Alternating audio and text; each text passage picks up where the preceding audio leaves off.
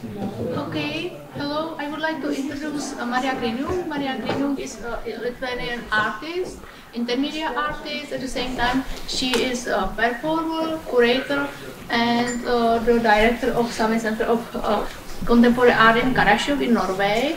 And she prepared for us a lecture, public lecture, with combination of some performative gesture. Yeah, and so on.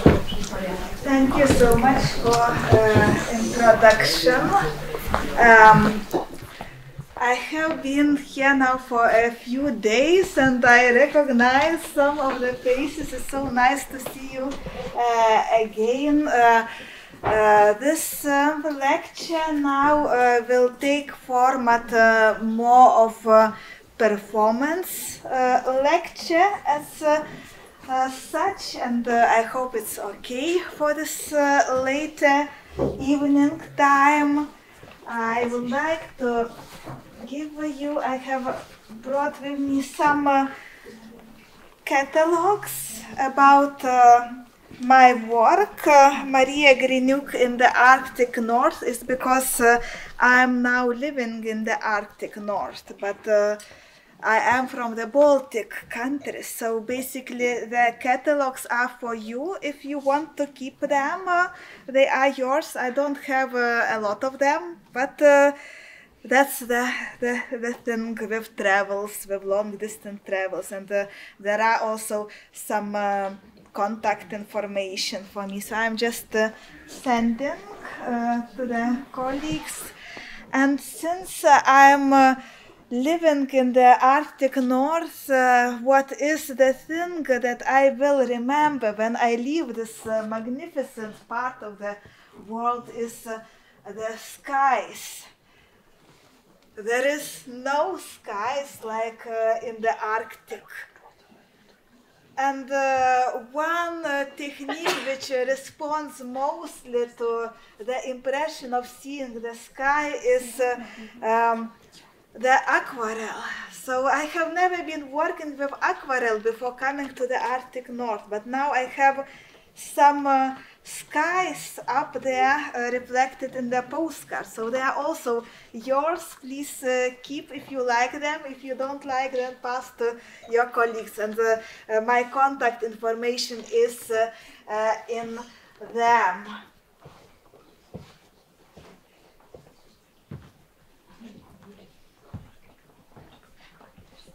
And to say the truth,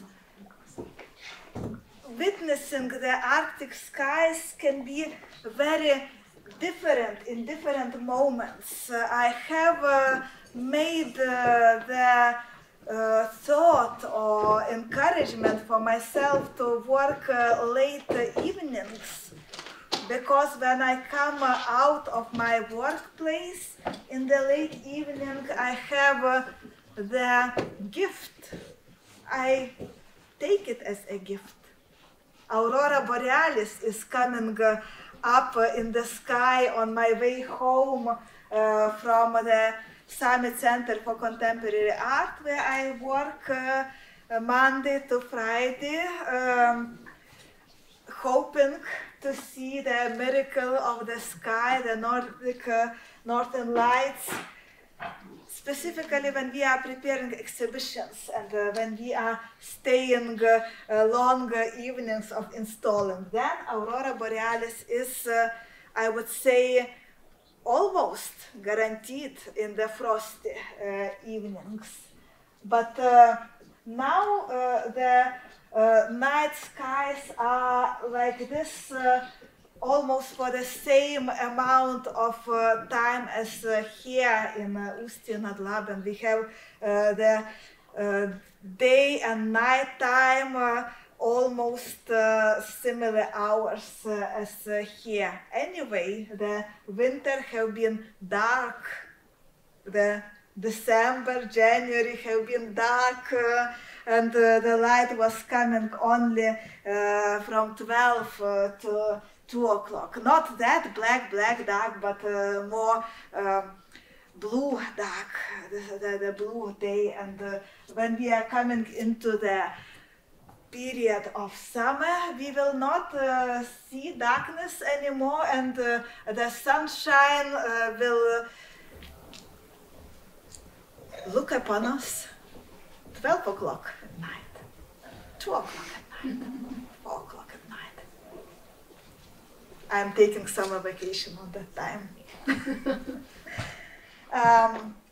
The experiment which you are seeing now is connected with my artistic practice and my research. I have finished my PhD in performance art in 2022, where I was looking into the new way to document performance artwork by recording inner conditions of performer, where I would wear this EEG device, and it would show the audience by colors when I'm focused or when I'm relaxed. So this edition of experiment, since I moved to the Arctic North, and I'm happy for Aurora Borealis in the late evenings after a long working day, the concentration conditions are the colors of Aurora Borealis,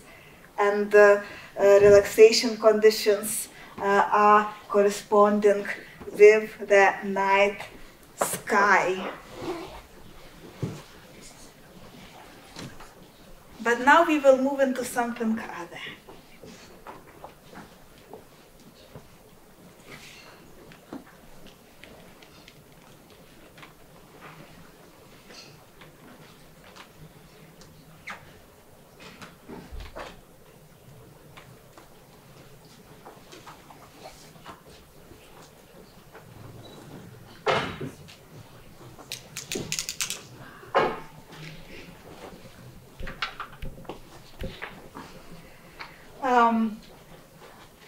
I am wearing quite a lot of hats in my daily life, so the art part is something what I have been dealing with basically for 22 years so far, if to start from the situation of my first year as the art student.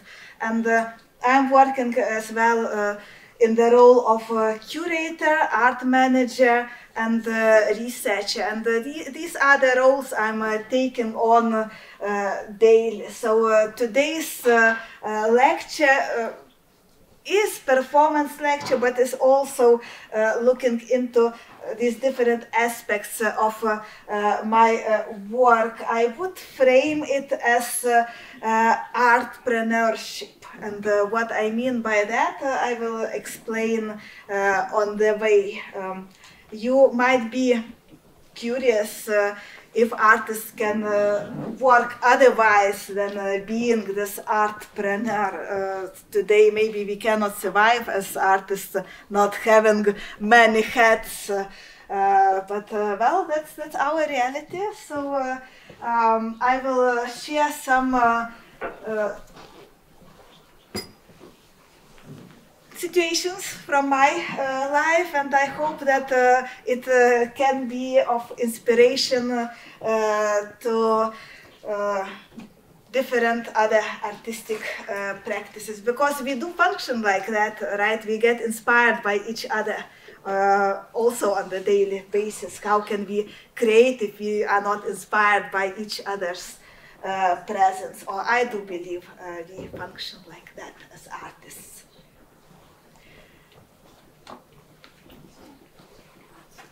We have been already in the first part of the lecture, and my small demonstration of showing you my inner conditions, and that is the artistic part of my work, which I am not mixing in a way with my curatorial work or managemental work. I am not exposing myself to my colleagues at the art center by showing how I feel, but in all of my performances since 2015 I am using EEG. Sometimes I allow audience to see my inner inner conditions, and I explain to them what colors are connected to what sounds are connected to what. Sometimes I am just saying that I record my inner conditions, and people do not get to see or hear it, but I use this data to include aside the video documentation, so that people can see in video the actions what I have been doing. And also they can see how I was feeling during the concrete actions. So what is artpreneurship? Network building, networking and not working, innovation and creativity. This sounds a bit like a title for the article. I have not done article on this yet, but I have done another article where I was analyzing my works, where I was involving broad scale of community involvement, municipality involvement, schools involvement, gallery involvement, and looking into the situation how we navigate this complex structure of many people present in the project. How do we make everyone happy? Basically, that's in all the projects I do. My goal, my main goal in all the projects that I do is how to make everyone happy. I hope it's possible. That's the goal, and when it's not 100% possible, then it's important to analyze and to do next time better. I mentioned to you that even though this lecture is about artpreneurship, and I am honestly saying to you, I am now contemplating over this term. I have not published anything about it yet. But I have been thinking a lot about participatory infrastructure and the scale of how many actors are involved in implementation of, one could think, a simple project, an exhibition with educational program, festival, performance festival. It's never just one artist there. It is the entire community who is interested in art, plus community who maybe is not that much interested in art, but we want them to come to our event. As I mentioned, usually schools, municipality, art gallery. Participatory infrastructure places institutions, users, and facilitators in the collaborative relations and arenas of interconnections. We need to talk with people with whom we are working. We need to inform them. We need to, now I will not go into that direction of project management, but you all know what I mean. And I have been thinking a lot about networks and networks. And networks in connection to the situation when we are arranging something, organizing exhibition, and we need to do this temporary connections with people. We do not know yet if the exhibition will become series of exhibitions. It's just one project, and then the knots are being created. I have been talking to some of artists and curators present here in previous lectures that when we do the project, we usually do a pilot project and then just hope that it will unfold into something coming back each year. And as I mentioned to you that these two perspectives of an artist and of an institutional curator is something what I'm dealing with every day, how to navigate it in a way. Institutional curator is bound to representation of institution, and the name of the person always comes with the title curator, right? They would be writing curator Maria Griniuk, or director of Sami Center for Contemporary Art, Maria Griniuk. And in this situation, I became very much aware of when I am me and when I am institution. But these roles are in a way manageable. I can say they are definitely manageable.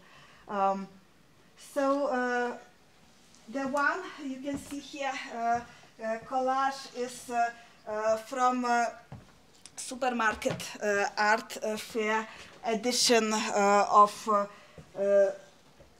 21. And in this edition, I was performing in the booth, showing different performances from my previous performative actions. And the performances were all recorded by EEG, as you can see. Visualization is always different, but I like very much this animation, painting, digital painting style. And I have a friend who is traveling with me for many years now. This friend visited some of the colleagues just in previous lecture.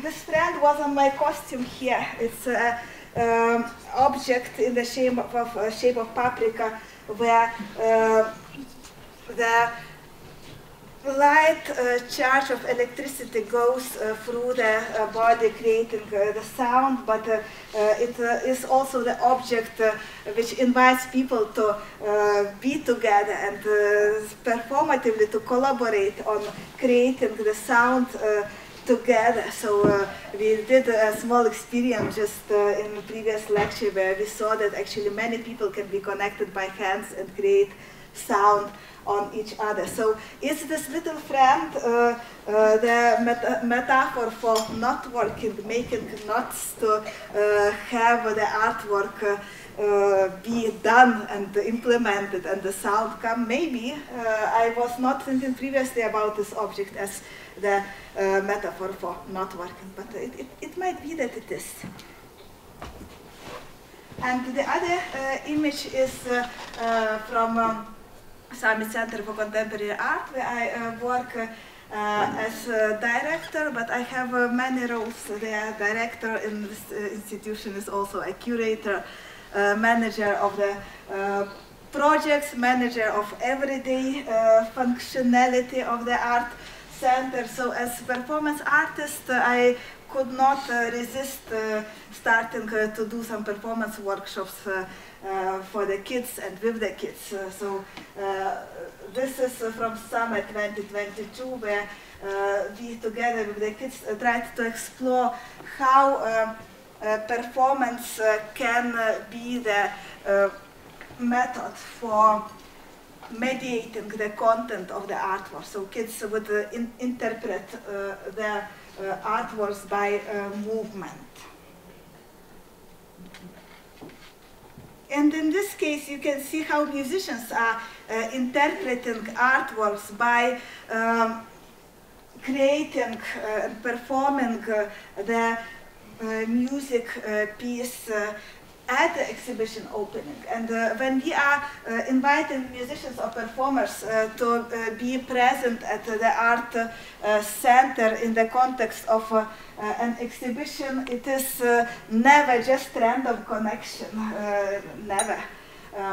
In the case of this exhibition by Lena Stenberg, I invited Hilde and Laura, two yoik musicians from Finnish and from Norwegian side of Sápmi to perform their pieces which could reflect the theme of the borders, because since this institution where I work, the Sami Center for Contemporary Art, it is located in Sápmi, which was divided by the borders into Sweden,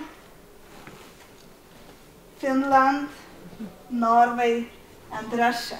And people are feeling it by the fact of their relatives living in these different sides of Sapmi. So Lena Stenberg did exhibition where she traced photographs of her family members who ended up in different parts of Sapmi. And Hilda and Laura were performing yoik. This is traditional way of singing in the Sapmi culture about the division of the borders. And this is another example of my curatorial work per Ada exhibition. It is right now in the art center until the middle of April, where in this case the artworks would arrive to our art center, and my role is to create a situation, to create the space which will be pleasant and dynamic for people to experience, but also which would make sense as such. So in this situation, the exhibition is of the artist who died in 2020 in the age of 96 years old, and this is a retrospective exhibition. So my task was to find out how to put this artworks from different parts of his life together, how to create the experience of a retrospective. And this curatorial work is from the very start of my employment at the Sami Center for Contemporary Art. Thomas Kolbensson, who at that time of making this exhibition, he was also professor at the Konstfack in Stockholm, one of the largest art academies in the Nordic region. And his exhibition contained, as again referring to the situation of the borders, photographs of people from his native area, photographs of families who got relocated, because I can just say an example from Sami people's relocation in Swedish context, that many people were moved from the northern parts towards more southern parts as Kiruna, and in this situation with traditional Sami way of living, the systems have been destroyed, the systems of traveling in the region together with the reindeer were changed due to forceful relocation to Kiruna area, for example. And basically, since I'm talking about Kiruna, this space is very special in the way that the mining industry have been very active in the region, active to the level that the city was about to collapse, and now it has been relocated into the new city space. So the Kiruna, as it had been, is no longer suitable for living, and people are being relocated into more safe space. Please check Kiruna's mining history if this is a narrative of your interest, because this is really the extreme of how we can see the impact of industry, the impact of human presence on the land.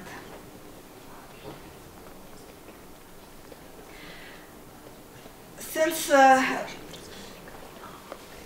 I started the lecture with the context of artpreneurship.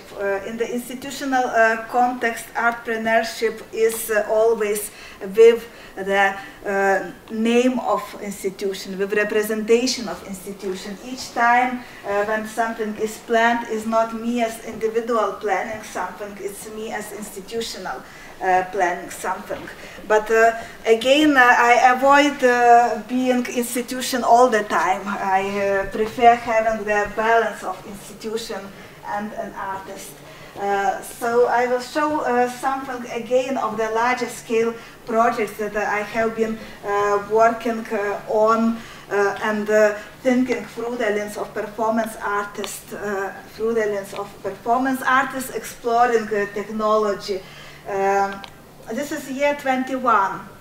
And this might seem to be very old now when we have all the advancements in AI, but this was at that time my project which had several layers of narrative. Year 21 for Europe is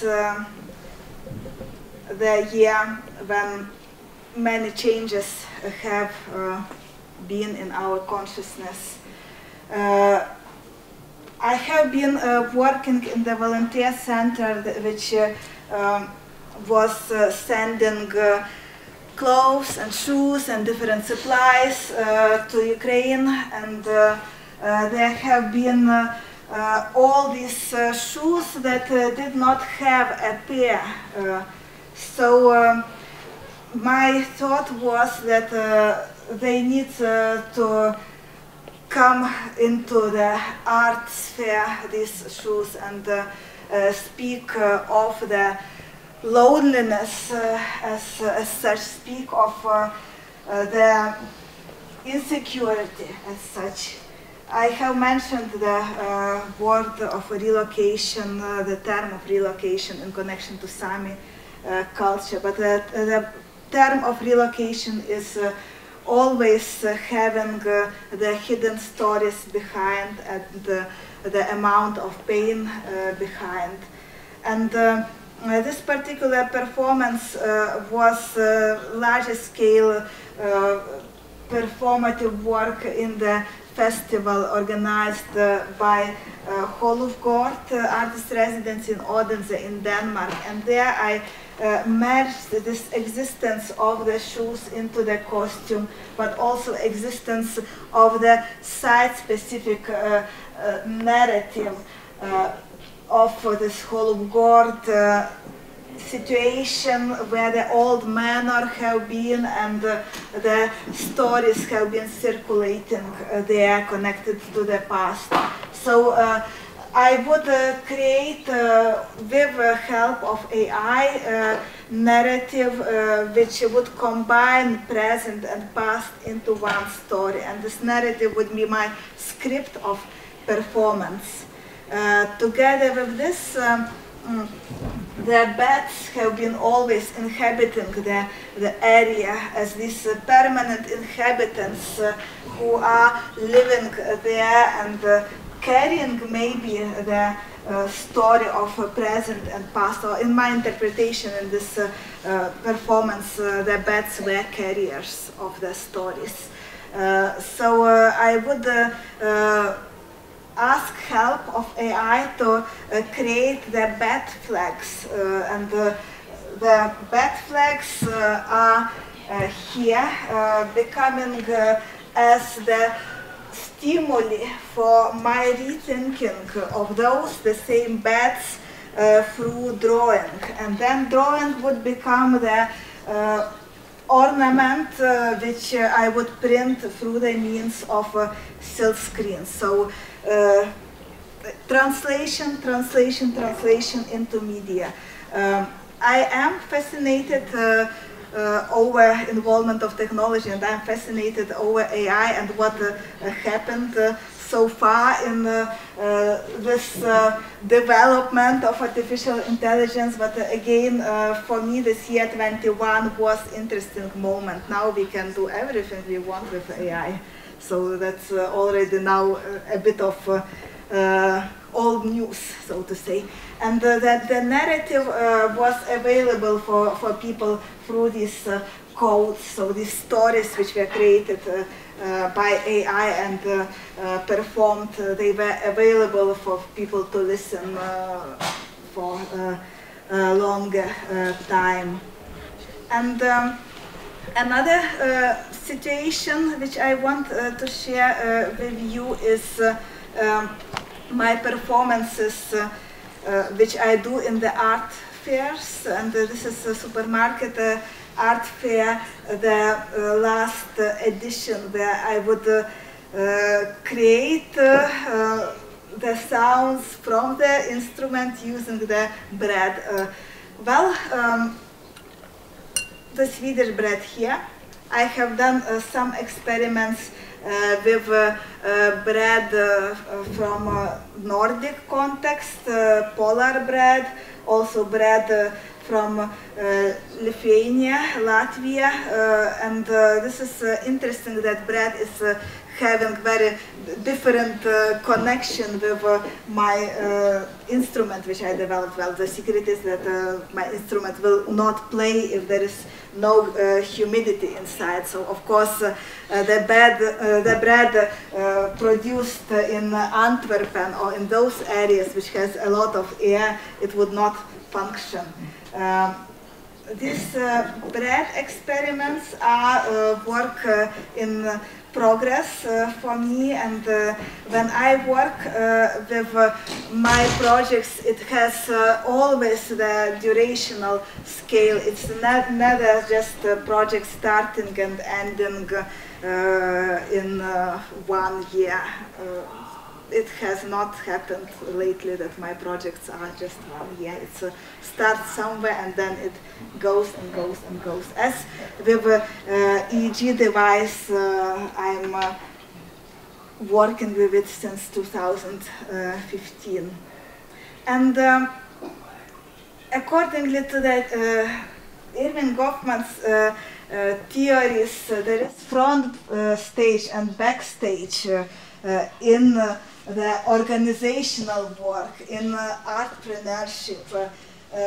Front stage is everything what is visible, as you experience my lecture performance in 1 hour. Basically, you have no chance of knowing the backstage as the process of my preparation to this performance lecture. So one thing what I have been thinking a lot lately, these 2 years of wearing these many hats. So when artist is individual artist and when artist is institution, so the processes and the front stage and backstage similar, or are they different? Is it easier to be individual artist, or is it easier to be institution connected artist? In other questions, I would say that well, about the term easy or not easy, I cannot say anything. I think both are exciting and challenging, but my suggestion on answer to this question is that basically there is no difference. Are we in the role of artist, or are we in the role of institutional curator, manager? We are in the same processes.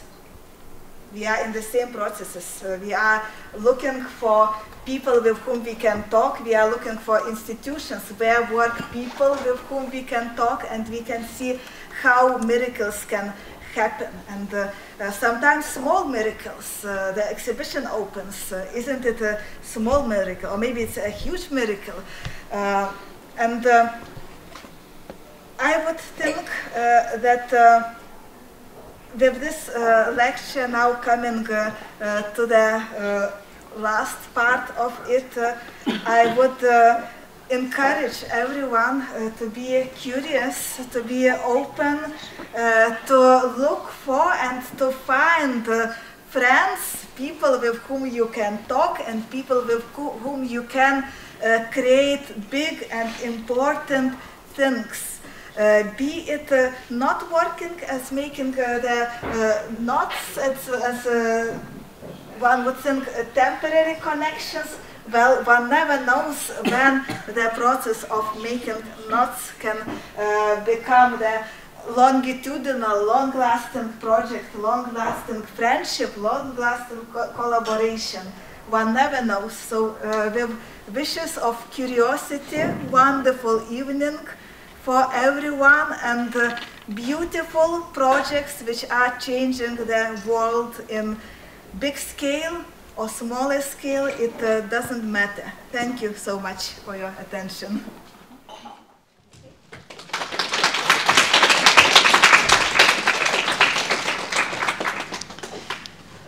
I wonder if you have some thoughts, some questions, or some comments, some experiences to share. We might have now time just in this space.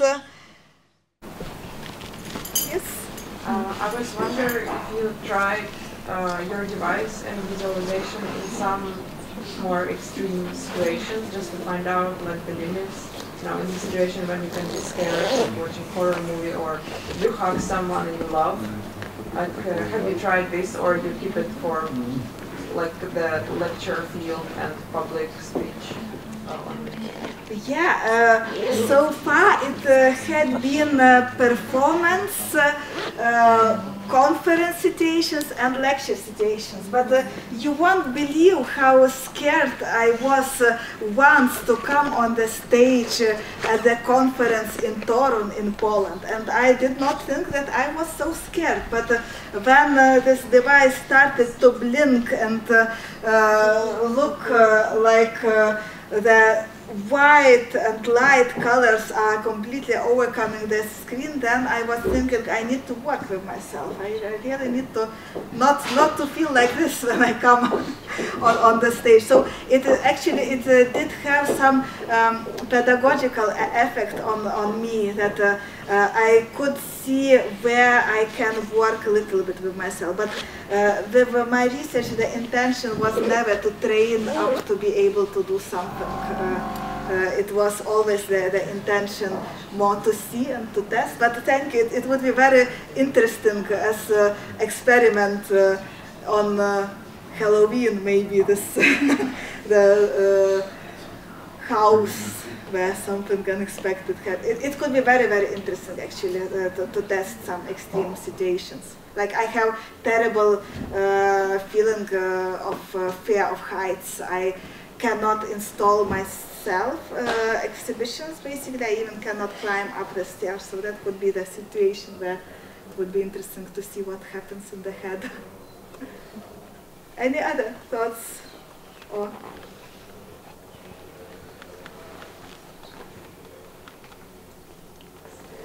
thank you so much then for your attention. And if there are any questions, just feel free to come and we can talk and discuss and see how can things happen. Thank you.